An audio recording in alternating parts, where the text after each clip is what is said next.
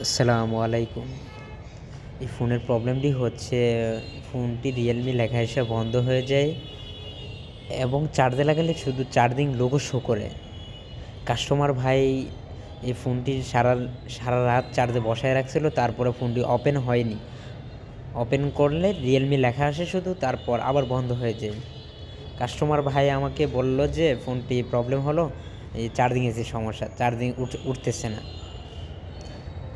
So এটা charging পোর্টের সমস্যা না, চার্জিং আইসিরও সমস্যা না, এটা হলো সমস্যা ব্যাটারি থেকে সমস্যা।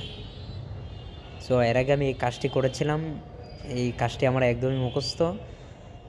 এটা হলো ব্যাটারি এসি থেকে সমস্যা। সো আমার এই কাজটি করতে 5 থেকে 7 মিনিট লাগবে, তারপর আমি কাস্টমার ভাইকে রিপেয়ার করে দিয়ে দেব। ব্যাটারিতে ওপেন করে নেব, ব্যাটারি চেঞ্জ করলে ওকে হয়ে যাবে, এবং যদি ব্যাটারি আইসিতে আমরা কাজ করে দিই তারপরে ওকে হয়ে যাবে, অরিজিনাল ব্যাটারিটা থাইকা যাবে, কাস্টমারের ব্যাটারিটা।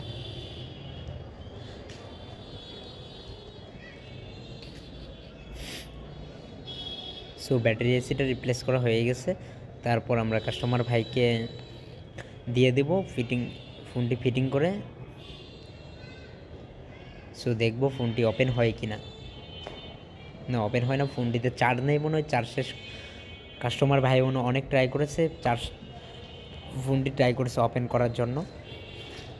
আমরা চার্জে বসায় দেখবো, হ্যাঁ চার্জ হয়ে গেছে 1%। কিছুক্ষণ চার্জে বসায় রাখবো। সো 1% চার্জ হয়ে গেছে, এবং ওপেন করে আমরা ফোনটিতে দেখব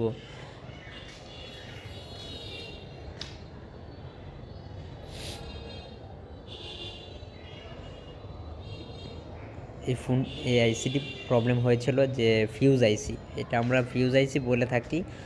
ইনশাল্লাহ ফোনটি ওকে হয়ে গেছে, এবং আমি কাস্টমার ভাইয়ের কাছে হাতে তুলে দেব ফোনটি সম্পূর্ণ ওকে।